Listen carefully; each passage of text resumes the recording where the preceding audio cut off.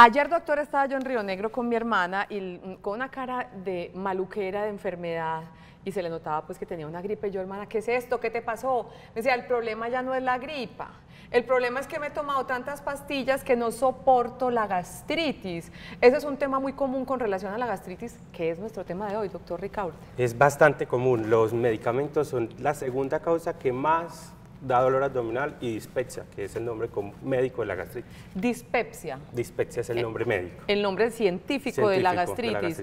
Yo creo que todos alguna vez en la vida hemos tenido gastritis. Todos. Es una sensación muy humana, el 90-95% de las personas lo pueden tener y en promedio el 20% se les cronifica y lo tienen a lo largo de la vida.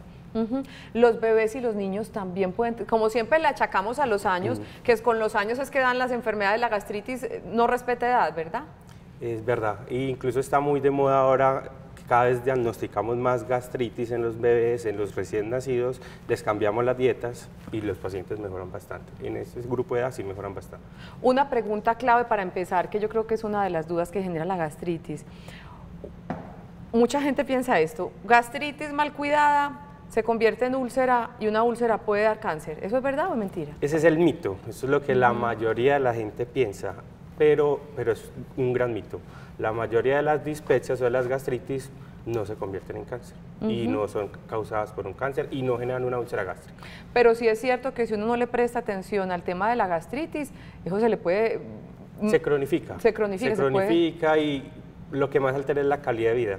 Son personas que no pueden salir a comer con sus familiares, no pueden ir a un asado, su calidad de vida se merma, pero no altera su salud adicionalmente. Perfecto, él es el doctor Juan Camilo Ricaurte, ya estuvimos hablando de una oportunidad con él sobre... Intestino irritable. Intestino irritable, y hoy vamos a hablar sobre gastritis. A usted, a mí, yo creo que a todos los que estamos aquí en el estudio en Televid, alguna vez nos ha dado esa molestia, porque es que la verdad es que la gastritis es desesperante. Duele bastante, es muy frecuente que los pacientes vayan a urgencias y es triste porque como no es una urgencia vital, entonces toca esperar unos momentos mientras lo atiendan y le mejoren el dolor. Adelante, Doc. Doc, los famosos antiácidos es una de las primeras preguntas que hay que hacer obligatoriamente en el tema de gastritis. Los antiácidos sean esos jarabes que son absolutamente viscosos o las pastillas, ¿son recomendables para la gastritis? Depende, pues si uno tiene un episodio de gastritis aguda, por ejemplo medicamentosa, tu hermana que tomó bastantes medicamentos, usted se puede tomar un antiácido y le puede mejorar temporalmente, unas 8 o 9 horas el dolor, pero hay pacientes que tienen dispepsia crónica o gastritis crónica que estos antiácidos no han demostrado utilidad, entonces toca darle otro tipo de medicamentos. No es que le hagan daño, sino que no le son útiles. No le son útiles o no actúan sobre el mecanismo fisiopatológico de la enfermedad. Perfecto. Qué rico estar de nuevo con ustedes. Esperamos que como nosotros hayan llegado recargados después de este delicioso y merecido puente. Aquí estamos con todo el cariño, como siempre, con toda la energía para hablar desde salud, de salud física, de salud emocional y hoy un tema muy universal, taquillero, como dice el doctor Ricaurte.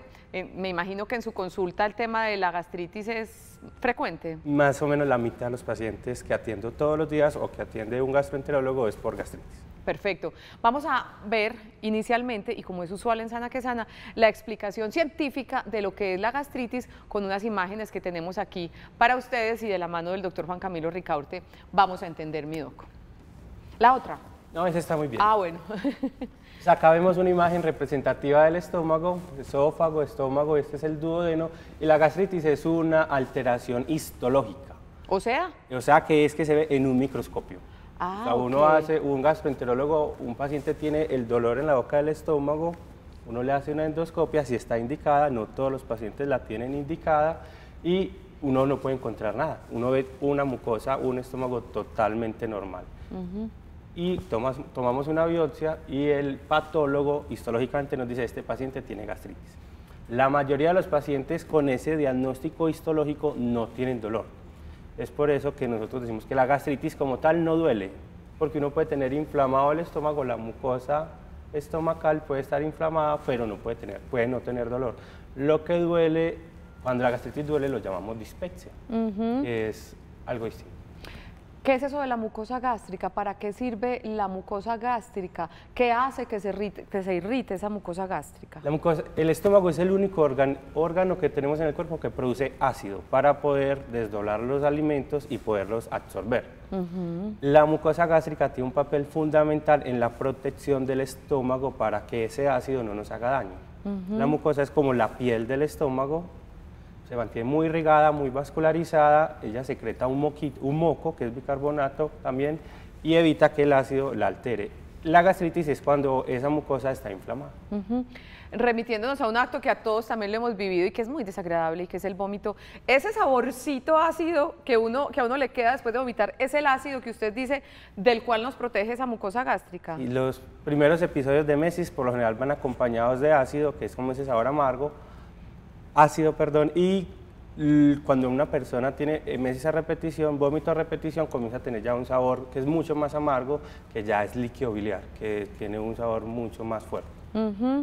¿La palabra científica de vómito cuál es? Emesis. Entonces ahí vamos aprendiendo. La palabra científica de gastritis es dispepsia.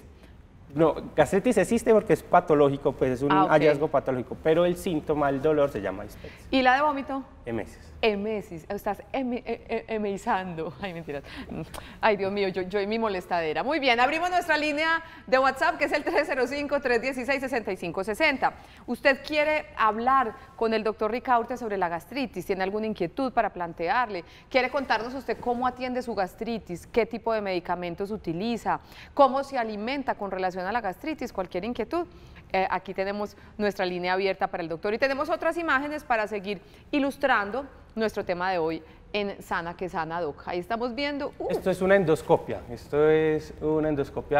convencional. El líquido azul se llama índigo carmín, lo utilizamos los endoscopistas. Esa es la mucosa, todo lo rosado es la mucosa. Y le echamos un colorante que es azul para mejorar los hallazgos de la mucosa, para que se vea más sobresaliente, para que sobresalgan estos hallazgos. Es una mucosa gástrica que tiene un tipo de gastritis que se llama gastritis folicular, que es uno ve como que el estómago tiene todas estas montañitas. Es muy común en pacientes que tienen Helicobacter pylori, pero como lo dijimos ahora, uno puede tener esto y no tener ningún dolor. Perfecto. Estar tranquilo y tener una vida normal, y hay pacientes que esto les puede generar algún disconfort.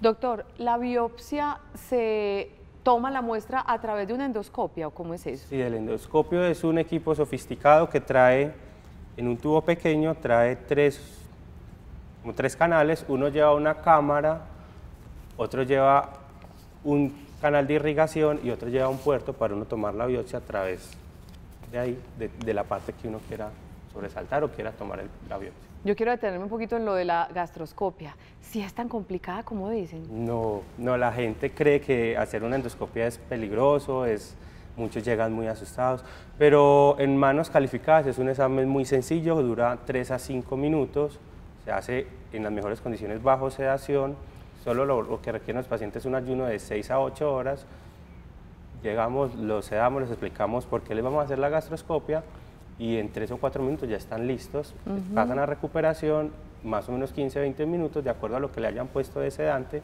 y ya se pueden ir para su casa. Es importante que definir es a quién les vamos a hacer la endoscopia. ¿A quiénes? Los pacientes indicados para las endoscopias no son todos, es decir, no todos los pacientes con dispepsia, con ese dolor en la boca del estómago, está indicado hacerle una endoscopia. Solo se la hacemos a los pacientes que tengan antecedente personal de cáncer gástrico o que un familiar cercano tenga cáncer gástrico, pacientes que nunca en su vida tuvieron ese dolor y después de los 50 años comenzaron con la molestia abdominal, hay que hacerles una endoscopia, o pacientes que tengan pérdida de peso, se pongan amarillos o que tengan vómito o diarrea con sangre. A todos los demás se les da tratamiento médico. ¿Por qué se evita en las otras personas hacer esa endoscopia? Porque la mayoría de las veces, siendo la dispepsia tan prevalente, el 20% de la población colombiana tiene esta molestia, tendríamos que hacerle endoscopia al 20% de la población colombiana. Los recursos del sistema de salud no serían posibles. Y la mayoría de las endoscopias salen normales, salen esto que vimos, no tiene paciente nada, y solo menos del 1%, realmente del 0.1% tienen un cáncer. Entonces, epidemiológicamente no es rentable, no es costo efectivo hacer endoscopia y son más riesgos que los beneficios. Perfecto. Mientras nos llegan nuestras inquietudes, sus inquietudes a la línea de WhatsApp, a nuestra línea de WhatsApp, vamos a ver esta pregunta para el doctor Juan Camilo Ricaurte, nuestro gastroenterólogo invitado de hoy. Veamos. Hola, mi nombre es Camilo. Quisiera preguntar si el estrés puede producir gastritis. Pues es que por ahí dicen que el sistema digestivo está de la mano con las emociones. ¿El estrés puede producir gastritis? Sí, es una causa fundamental del desarrollo de todos los síntomas gastrointestinales. Como hablamos en la charla pasada, intestino irritable, el estrés y las condiciones emotivas de los pacientes hacen que nos manifestemos en el sistema gastrointestinal estas condiciones de estrés laboral o familiar. Es común en los pacientes con gastritis o con dispepsias que cuando están de vacaciones o de paseo se les cura la gastritis y pueden comer mucho de las cosas que antes no podían comer por dolor abdominal y regresan a sus lugares de trabajo, a su familia, a sus condiciones de estrés y de nuevo comienzan a desarrollar síntomas de dispepsia y por eso el manejo fundamental de nosotros es tranquilizarlos, demostrarles que no es una endoscopia lo que los va a aliviar, sino el manejo del estrés. El manejo del estrés es lo que les va a mejorar los síntomas y los que los va a llevar a vivir mejor. Tan fácil manejar el estrés, ¿cierto? Eso es muy difícil. Ahí vamos. Ahí vamos. A veces les ayudamos con algo de medicación, pero sí tiene que ser algo muy personal y saberlo manejar. Perfecto. Otra pregunta, veamos. Hola, mi nombre es Daniela y quiero hacer una pregunta. ¿Es cierto que el cigarrillo lo hace a uno más propenso a tener gastritis? Ay, lo hace uno más propenso a todo lo malo, ¿no? A todo. El cigarrillo como tal sí puede hacer que histológicamente lo que hablamos ahora cambie la mucosa del estómago. Es decir, solo el cigarrillo hace que esa mucosa pierda grosor y uno se comience a quemar con el ácido gástrico. Es más común pacientes que tengan úlcera gástrica si fumaron y es mucho más común pacientes con cáncer que hayan fumado. Es decir, que el cigarrillo como prevención hay que suspenderlo en todos los pacientes. ¿Y alcohol? Uno solo se imagina lo irritante que puede ser alcohol para esa mucosa, ¿no? Es muy irritante, altas cantidades de alcohol están muy asociadas a desarrollar síntomas dispépticos agudos, son los pacientes que todo el fin de semana toman licor y el lunes o martes tienen mucho dolor abdominal y es porque tienen una dispepsia aguda o una gastritis aguda secundaria al alcohol. Los ayunos prolongados, un ayuno largo, ¿me puede generar gastritis? Puede generar ese dolor, puede generar ese disconfort en la boca del estómago, que como tal sería prácticamente, son los muy parecidos a los síntomas, incluso cuando hablamos de dispepsia o de gastritis se divide en dos grupos y uno de los grupos mejora con la comida, son personas que tienen ese dolor epigástrico que cada vez que comen mejoran el dolor abdominal, entonces comen en el transcurso del día todo el día. Perfecto. Ahorita ya empezaron a llegar las inquietudes, sabemos que este tema nos inquieta a todos porque es muy universal. Ahorita más adelante estaremos respondiéndolas, sigan escribiéndonos al 305-316-6560. Vamos con noticias, sana que sana.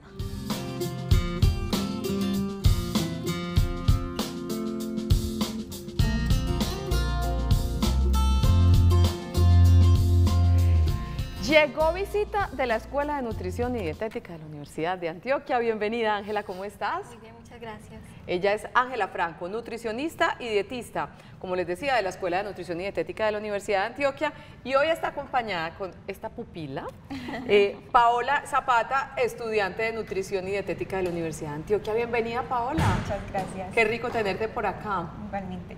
El tema de la gastritis, voy a empezar con ella, vamos a ver si se raja o no se raja. ¡Qué estrés! El tema de la gastritis y la alimentación es bien importante, ¿verdad? Muchísimo, la verdad es que sí. Incluso hay personas que pasan por alto el hecho pues, de que desde la alimentación es como una manera de no tanto, digamos que minimizar la sintomatología, sino prevenir más esos efectos que a veces son tan comunes de la gastritis. Perfecto. Gastritis y nutrición, yo me imagino que usted después un capítulo del semestre tuvo que haber sido solo sobre ese tema, Angelita. No tanto. No tanto, ojalá hubiera sido más porque me dijiste que el tema te encanta. Sí. Es súper importante saber alimentarse para prevenir. Sí, porque bueno, el médico ahorita dijo que habían muchas causas para la gastritis, entre esas pues, están los medicamentos, tratamientos, inclusive a veces también la manipulación de los alimentos, porque hay algo muy común también que la gente tenga gastritis por una bacteria, no sé si... Empieza por H. Exactamente, el Helicobacter, entonces ahí la manipulación de los alimentos también es muy importante, pero también pueden haber muchas otras gastritis que no son, digamos que tan graves como las que el médico está mencionando, pero que se pueden también ganar por malos hábitos alimenticios, por ejemplo, por dejar periodos de ayuno largos. El médico dijo algo muy importante ahora, y es que el estómago produzca ácidos es normal, ¿cierto? Es normal porque ese ácido que el estómago produce es para que se puedan digerir bien los alimentos.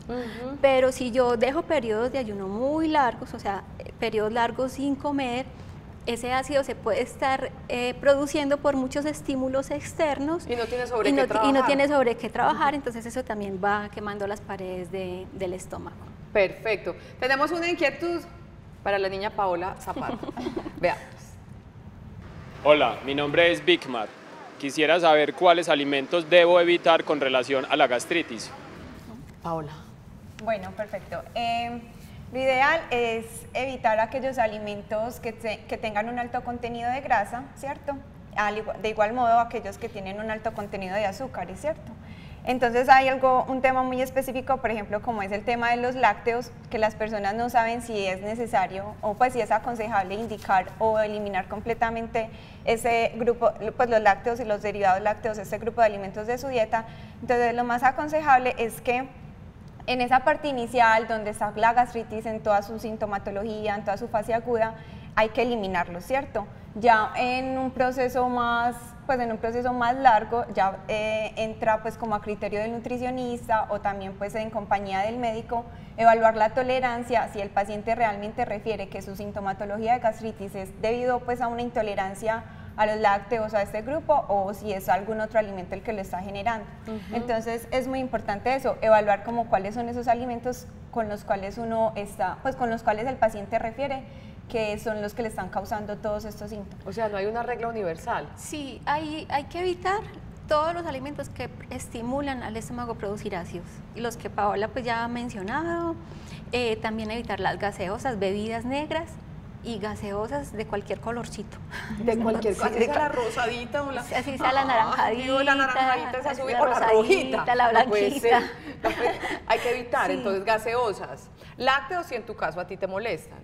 Sí, pero hay algo que era muy común y que todavía es muy común entre las personas, y es que utilizan la leche como en momentos críticos, agudos, ¿cierto? Eso es muy común y no es recomendable, porque la leche tiene un efecto inicial que es como, digámoslo así, como tranquilizante, pero momentos después, por algunos nutrientes que tiene la leche, aumentan la secreción de ácido. Entonces no es indicado para esos momentos. Hay otro mito también con respecto a la alimentación en la gastritis, y son los alimentos ácidos o las frutas ácidas. No es una regla general eliminar los ácidos de la alimentación. Todo depende de la tolerancia de cada paciente o de cada persona, porque el ácido de las frutas es un ácido muy diferente al ácido que hay en el estómago y normalmente se asocian, y a veces las personas se abstienen de consumir esos alimentos porque los relacionan, pero no es una regla general. Hay muchas personas, por ejemplo, que tienen gastritis y que son capaces de tolerar un jugo de limón o de naranja en ayunas porque no tienen una relación directa. Solo, por ejemplo, hay quienes me dicen, no, es que yo me tomo un jugo de maracuyá y siento inmediatamente el dolor. Es una tolerancia individual, no es porque a todo el mundo yo le vaya a quitar ese tipo de alimentos. Sigamos hablando, estamos digamos que hablando de un asunto, cuando ya se presentó la gastritis, ¿qué hacer y qué no hacer a nivel alimenticio? Cuando ya tengo un ataque de gastritis o un episodio de gastritis, Ángela. No, es ser muy organizado con los horarios de comida. O sea, ahí, por ejemplo, ¿qué comer? En un ataque de gastritis yo necesito más fácil recurrir a un tratamiento médico, ¿cierto? No hay un alimento que yo te pueda decir tiene propiedades curativas, no, ahí la parte médica es muy importante. Ya en el control, ya lo que habíamos dicho, evitar, por ejemplo, alimentos muy altos en grasa, las gaseosas, las bebidas alcohólicas, el cigarrillo que ya se había mencionado, ¿cierto? Y tener el estómago siempre con alimentos. Ahorita ¿sí? hablaba Paola, Ángela, de evitar periodos largos de ayuno. ¿Qué es un periodo normal de ayuno? O sea, ¿cada cuánto debo estar comiendo con relación a la prevención de las molestias de la gastritis? Bueno, en realidad lo más aconsejable es comer cada 3 horas, ¿cierto? Y se dice que un periodo de ayuno es cuando se pasa más de este tiempo, pues o un tiempo largo sin consumir alimentos.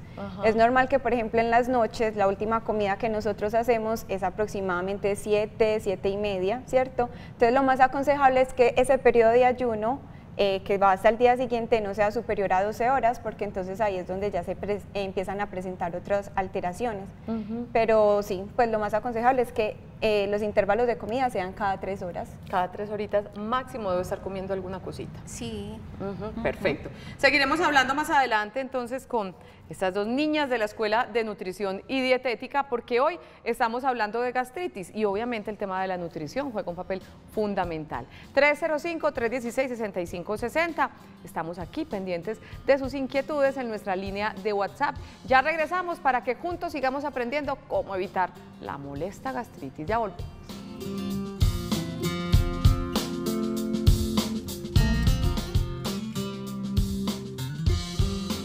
Nuestro tema de hoy en Sana que Sana es la gastritis.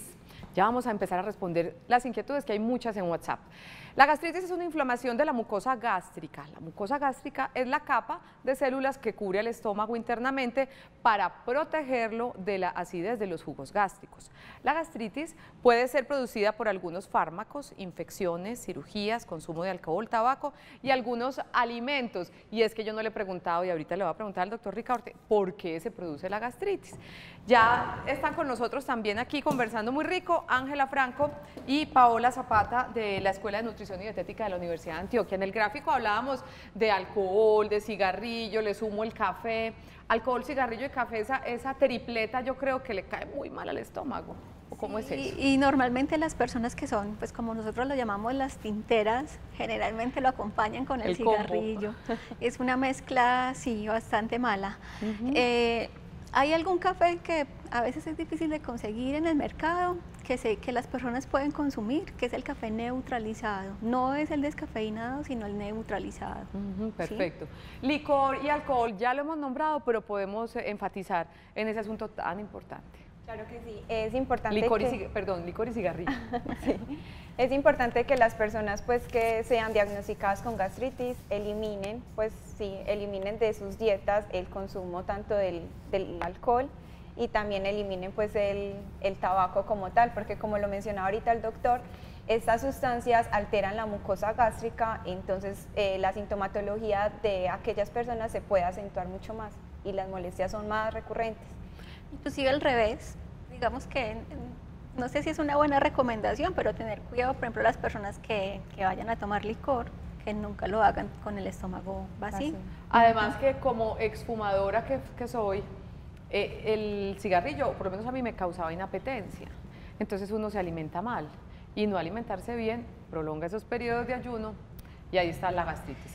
Dime. No, es que es un conjunto de cosas, Total. Porque a veces los fumadores y los que les gusta tomar tinto, a veces dejan de comer por estar consumiendo este tipo de sustancias. Generalmente, doctor Ricaurte, para el tratamiento de gastritis, ¿trabajas de la mano con nutricionista o cómo es eso? Sí, nosotros hacemos la prueba terapéutica con medicamentos y casi a todos los pacientes los mandamos a nutrición para que le hagan como un esquema de alimentación saludable.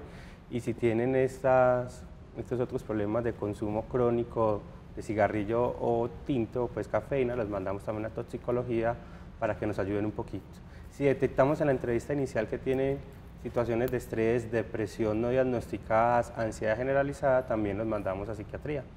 Perfecto. Es como un trabajo conjunto entre muchas ramas para poder ayudarle a los pacientes. Así debe ser en todos los diagnósticos. Preguntas, Doc, un montón para usted. A ver, veamos. Muy buenos días para ti. ¿Es confiable la prueba de aliento para el Helicobacter frente a la prueba tradicional de la biopsia? ¿La reemplaza? ¿Es diagnóstica? ¿Es post-tratamiento? Este es un gastroenterólogo queriendo corchar a otro gastroenterólogo. Sí. Mentira. Si es confiable hacerla en niños, ¿por qué el aliento si el aire se va a los pulmones y no del estómago? Déjamela ahí un ratico para que vamos por partes porque hay un montón. Hay que desglosarla bastante. Sí. La prueba de aliento es muy buena vamos a explicar cómo funciona la prueba y luego pues desglosamos lo anterior. Ok. La prueba funciona es porque el Helicobacter pylori tiene una proteína, una enzima que puede degradar cierto tipo de productos. Los humanos no la tenemos. Entonces lo que hacemos es que le damos al paciente un medicamento que esa enzima la degrada y cuando la degrada, o sea, cuando destroza esa proteína, pasa a la sangre y se respira. Ok. Se puede detectar en el aire, Increíble. en la respiración. Si uno no tiene Helicobacter pylori, pues esto que nos dieron a tomar sale por la materia fecal y nunca pasó a la sangre. Solo si uno tiene Helicobacter pylori, pues la bacteria destroza el medicamento que te dan, se pasa a la sangre y lo respiramos en los pulmones. Ok. Entonces es muy buena. Es muy bueno, o sea que sí es confiable. ¿Cuándo la hacemos? Es donde viene el punto. Se recomienda como prueba inicial en pacientes que tienen dispepsia y que no son candidatos a una endoscopia digestiva. Ah, ok. Es un paciente joven de 16 años, tiene dolor en la boca del estómago, los papás no murieron de cáncer, no está perdiendo peso, pues uno tiene que saber que no tiene Helicobacter pylori, pero no lo tiene que someter a una endoscopia. Le pide una prueba de aliento. Si le sale positiva, podría tratarle el Helicobacter pylori. Si le sale negativa, el Helicobacter pylori no fue el que le generó la dispepsia, no es el que le genera el dolor. La biopsia es igual de buena y es el gold estándar. El gold estándar quiere decir que es el examen con el que se comparan todas las otras pruebas. Pues no la reemplaza como tal, sino que las dos pueden ser buenas. Utilizamos mucho la prueba de aliento, la utilizábamos hasta hace 2 años en post-tratamiento. Entonces lo que hacíamos, cogíamos pacientes que necesitaban la endoscopia, les hacíamos la endoscopia, mirábamos si tenían o no Helicobacter, si lo tenían les dábamos tratamiento, pero ¿para qué someter a los pacientes a otro riesgo endoscópico? Si con la prueba de aliento, si le hacíamos esta prueba y salía negativo, prácticamente ya no tiene Helicobacter pylori. Lo hacíamos hasta hace 2 años porque en el mercado tenemos ahora una cosa llamada el test de antígeno de Helicobacter pylori en materia fecal, que es igual de bueno, es mucho más fácil de hacer y se recoge solo una muestra de materia fecal y se hace un test bioquímico en un laboratorio y si hay Helicobacter, pues lo tiene y si no lo tiene, ya se curó. Perfecto. Entonces no lo hacemos ahora. ¿Es confiable el niño? Sí, es confiable el niño, se hace. No importa la edad, ¿verdad? La única requisito de la prueba de aliento es no haber tomado antibióticos días previos, porque el antibiótico pues mata el Helicobacter, pero no lo suficiente como para erradicarlo, entonces no es capaz de destrozar el medicamento para pasarlo a la sangre. Hay más, yo creo que ya. Ahí está todas. Mejor dicho, bien servido que este televidente. Para ligar ambas especialidades, nutrición y gastroenterología, el Helicobacter pylori es protagonista en el origen de la gastritis, ¿verdad? ¿Es una de las causas más comunes de la gastritis o alguna pues de ellas? No es la más común. Ajá. El Helicobacter pylori en prevalencia a nivel mundial es más o menos del 20 al 30% de la población, pero en Colombia el 80% de la población tiene Helicobacter pylori y solo el 20% de la población tiene síntomas dispépticos.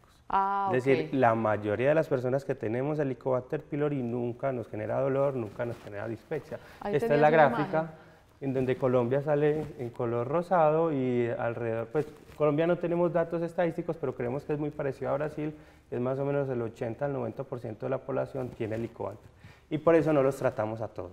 Ah, perfecto. Si una persona, por otra razón, le hacemos una endoscopia y detectamos que tiene Helicobacter pylori, pero no tiene los antecedentes personales de riesgo, no fuma, no tiene cáncer gástrico, no tiene algo que se llama metaplasia en una biopsia que nos dice un patólogo, no hay que tratarle el Helicobacter pylori. Los podemos tranquilizar y decir, eso no le va a dar cáncer, vete a la casa tranquilo. Pero de todos modos es una de las causas que puede producir gastritis. Y quiero mostrar ahí el tema de manipulación de alimentos, que es muy importante para la prevención del Helicobacter, las 2 niñas. Bueno, el Helicobacter lo podemos, digamos que obtener de pronto en aguas maltratadas, pero también en alimentos mal manipulados, pues es muy común, por ejemplo, en una lechuga, en un repollo, que normalmente siempre hemos dicho en muchos otros programas que todas las verduras deben ser bien lavadas y desinfectadas, y tenemos que tener mucho cuidado cuando salimos a comer por fuera, ¿cierto? Que es donde más podemos, digamos, tener este riesgo de tener esta bacteria. Y a la hora de manipular,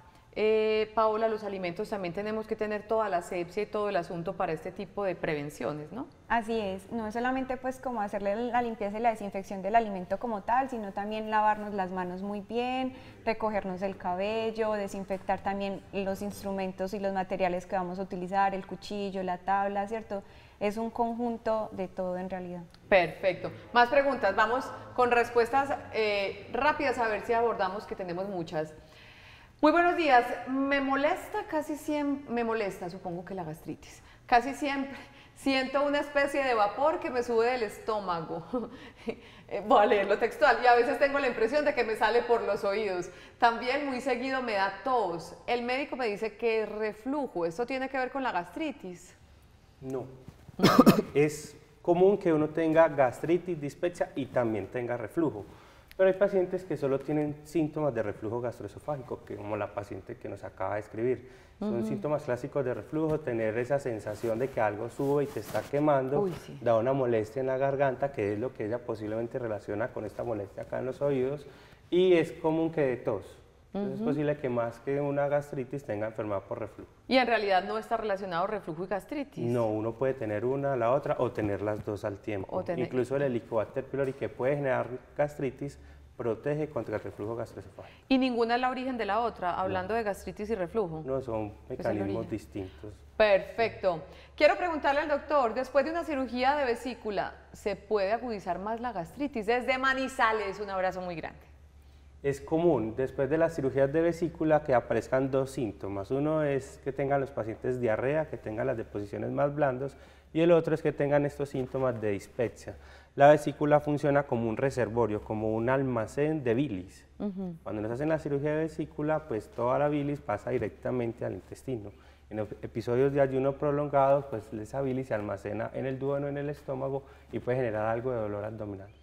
Mi niña de 8 años presenta dolor y ardor en la boca del estómago hace 1 mes y medio. Le estoy dando esomeprazol, pero sigue con el ardor más que todo en la noche. ¿Qué le podemos recomendar? Son los casos típicos que atiende un gastroenterólogo. Vienen pacientes que ya vienen tratados, es una niña pequeña de 8 años, hay que mirar, uno tiene Helicobacter pylori, si lo tiene tocaría tratárselo, y el niño sí es bien importante determinar las condiciones psicológicas, qué está pasando con ese niño, qué está pasando en la casa, cómo va a la escuela, no tiene maltrato.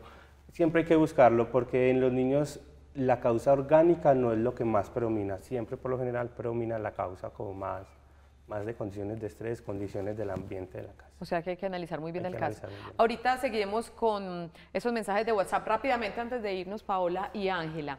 Ella hablaba de medicamentos que lo consumía para controlar la gastritis, pero hay muchas otras enfermedades y diagnósticos que requieren un cóctel de medicamentos. ¿Cómo debe preparar el estómago un paciente que debe consumir bastantes drogas para evitar la gastritis? ¿Quién quiera responder? Bueno, a veces es complicado, digamos, porque hay algunos medicamentos que los médicos indican que debe ser con estómago vacío, ¿cierto? Pero hay muchos otros que no, inclusive no solo medicamentos, sino digamos algunos minerales que se recomiendan como el hierro y el calcio. O sea, prepararlos es, si yo tengo un buen hábito de alimentación, desayuno temprano, me tomo media mañana, en mitad de la mañana donde debe ser, sí. Almuerzo a una hora adecuada, lo mismo en la tarde y en la noche, mi estómago nunca va a estar, digamos, en un estado de acidez tan alto que cuando yo me tome mis medicamentos, esos medicamentos me vayan a afectar, ¿cierto? Entonces yo pienso que no hay algo en especial, sino ser muy organizados durante todo el día con los horarios de alimentación.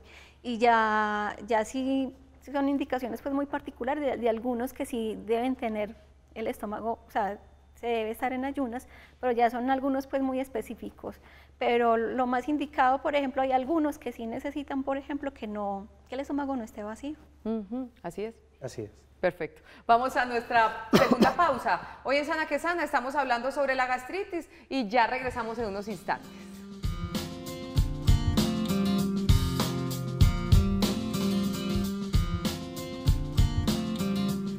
Regresamos a Sana que Sana. Nuestro tema, arrancando semana saludable, es la gastritis. Los síntomas de la gastritis son variables, pero en términos generales se manifiestan con molestia o dolor abdominal, eructos, náuseas, vómito, ardor o presencia de sangre en las heces y vómito. Para diagnosticarla se realiza una gastroscopia, la cual consiste en tomar una muestra de la mucosa gástrica para hacerle luego una biopsia. Vamos con más inquietudes en nuestra línea, veamos. Buenos días, ¿por qué la mayoría de personas con gastritis tienen halitosis o el famoso y temible mal aliento? Un abrazo para ti. Muchas veces Como se manifiesta es muy parecido a la enfermedad por reflujo, también da dolor epigástrico y el reflujo, como es ácido y lleva contenido alimenticio, genera mal olor. Entonces, muchos de los pacientes que consultan por dolor en la boca del estómago, mal manifestado con gastritis y halitosis, uno le hace pensar que tiene más fácil una enfermedad por reflujo que gastritis como tal. O sea, no es la gastritis la que produce el mal aliento, sino el reflujo gastroesofágico. Listo, otra pregunta, veamos. ¿Es cierto que la gastritis y o esofagitis afecta a la garganta causando bastante tos? ¿La tos intensa es consecuencia de la gastritis? Y parecida a la pregunta previa, todas son manifestaciones de enfermedad reflujo. por reflujo gastroesofágico. Bien, bien, sigamos aquí para aprovechar estos últimos minutos respondiendo sus inquietudes. Esa ya la habíamos hablado, el examen del aliento, ya sabíamos que es importante y tiene que ver con lo del Helicobacter. Y esto. Quiero saber qué tan recomendable es el esomeprazol. ¿Qué diferencia hay entre omeprazol y esomeprazol? La marca. Ok. Que son hermanos como tal, son moléculas más avanzadas, pero es prácticamente lo mismo, la potencia. Perfecto. Frente al esomeprazol, ¿por cuánto tiempo se debe tomar y con qué intervalo entre un tratamiento y otro? Posiblemente esa es la medicación más formulada en el mundo después de los analgésicos. Los inhibidores, todo ese grupo de medicamentos se llama inhibidores de la bomba de protones. Está omeprazol, esomeprazol, rabeprazol y muchos otros. En comparación funcionan igual. Es muy común que los pacientes lleguen y digan, a mí no me sirve este otro, pero por lo general funcionan igual. Se puede tomar indefinidamente en los pacientes que está claramente indicado, pero no todos los pacientes con gastritis o dispepsia lo necesitan para toda la vida. Por lo general lo damos en periodos de 3 meses y vamos mirando tolerancia a los pacientes y a los 3 meses están mejor, le bajamos la dosis hasta que se los intentamos quitar del todo. Es importante no automedicarse, esto lo debe recetar un médico. Y esta pregunta me introduce a retomar el tema de la nutrición, en este caso de manipulación de alimentos. La pregunta es porque ahorita hablábamos que el Helicobacter puede ser una de las causas para la gastritis y que la manipulación de alimentos y limpiar muy bien los alimentos tiene que ver con la prevención. Esta pregunta es para ustedes. ¿Con el vinagre la lechuga queda desinfectada? No. ¿Cómo es que es? Vos nos enseñaste la otra vez. El vinagre no tiene, digamos que un espectro tan amplio como para quitar algunas bacterias, empezando por el Helicobacter, ¿cierto? Entonces, ¿cómo sería? Debemos desinfectar con, bueno, lo que pasa es que ya se está hablando de que el hipoclorito no es tan bueno, pero es lo que más tenemos en la casa. Lo importante es que hagamos una buena, digamos, dilución del hipoclorito, 3 mililitros en 1 litro de agua, ¿cierto? Que se puede medir con una jeringuita y que hay otro desinfectante que también lo hemos mencionado que no es tan común, pero se pueden conseguir en una tienda de químicos o algo, que es el de Amway, perdón. Sí, ¿qué importa? Sí, no importa. Sí. Ahí se me olvidó el nombre. Bueno, ahorita el amonio cuaternario. Ah, ok, perfecto. Entonces esa es una manera mucho más efectiva que el vinagre para limpiar. Frutas y verduras, a propósito de lechuga, son recomendables para la prevención y atención de la gastritis, que hay gente que de pronto se limita en consumirlas. Bueno, en realidad las frutas y verduras son buenas, son saludables, ¿cierto?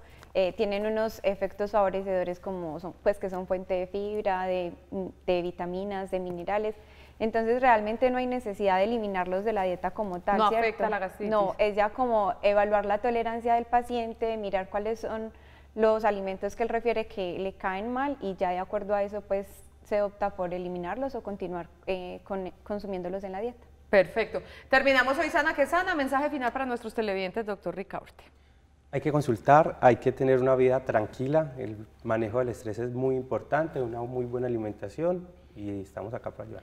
Y hay que ponerle atención, si usted tiene gastritis, tiene que buscarle la solución. Hay que buscar ayuda. Porque si no se le busca ayuda, se le vuelve crónica o se le complica el asunto, ¿verdad? Hay que descartar eso, que no tenga signos de alerta para aumentar la detección precoz de cáncer gástrico y darles un tratamiento y mejorar la calidad de vida de los pacientes. Perfecto. Y Angelilla, ¿es su mensaje final? Bueno, ser muy organizados con los horarios de comida, recobrar el volver a cocinar en casa, tener mucho cuidado cuando salimos por fuera, tener mucho cuidado dónde comemos, no comer en cualquier parte.